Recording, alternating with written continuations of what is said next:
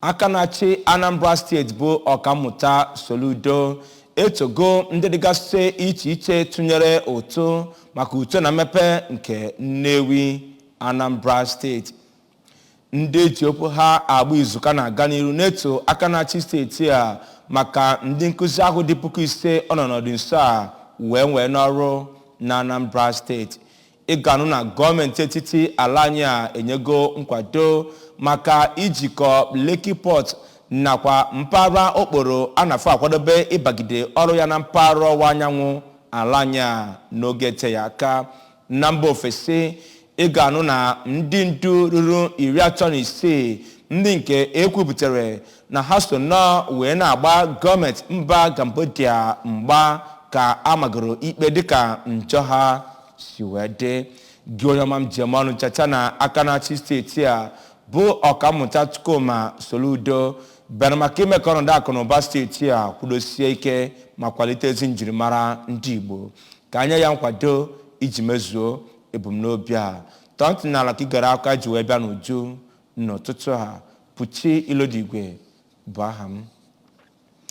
Aka na-achị Anambra State bụ ọkammụta Chukwuma Soludo ekwunwego na ọchịchị ya dị nnukwute njikere maka ịga n'ihu hụ na obodo Nnewi ga na-aga n'ihu na-emepe si n'ike na-aba n'ike ma sikwuzie etu a gbasapụọ ya na Anambra State. O kwuputere nke a na nnukwute oke mmemme Ọfala agba nke 59 nke eze ọdịnala ndị Nnewi bụ Igwe Kenneth Orizo nakwa ichacha na nwa amadi a agbaga afọ 97 o ji wee pụta n'elu ụwa. Oge ọ na-akọwa mmemme aka nke kpọrọ akpọrọ ka aka na-achị steeti a na-akpọkuo ndị Anambra ka ha ṅomiri ndị Nnewi. Gere akụkọ a ka ọha n'uju site n'ọnụ Valentine Mbadowa.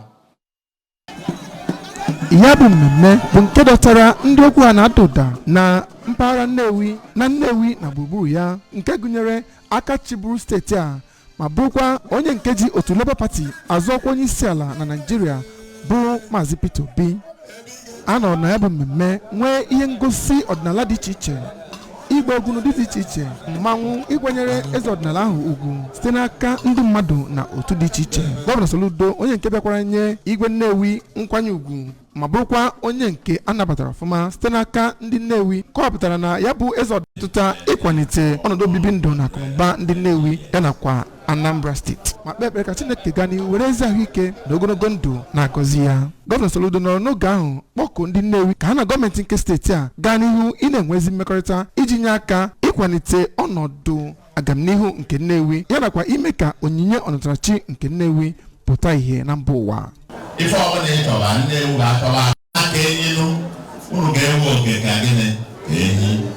anụnwa abịago ọmụnwa dị determined ọmụnwa I love Nnewi and I like to make a statement with Nnewi. Onye ji ọkwa onye nnọchi anya nke Nnewi North n'ụlọ omebe iwu nke Anambra State bụ Honorable Nonso Okafọ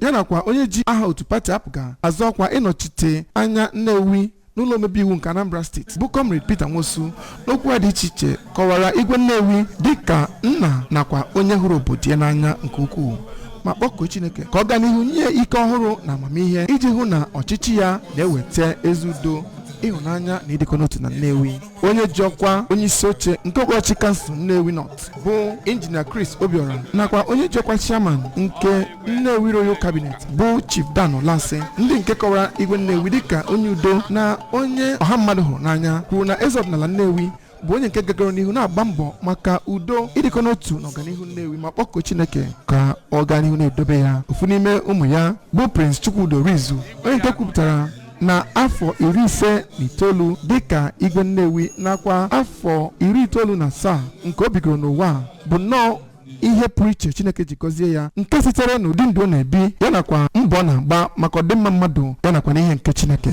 Igwe Kenneth Orizo bụ ya bụ onye eze ọdịnala nke ịtọ nke Nnewi ma bụrụkwa onye eze ọdịnala nke nọtegoro aka n'oche karịsịa na Naịjirịa. Site na Nnewi, abụ m Valentine Mbadowa.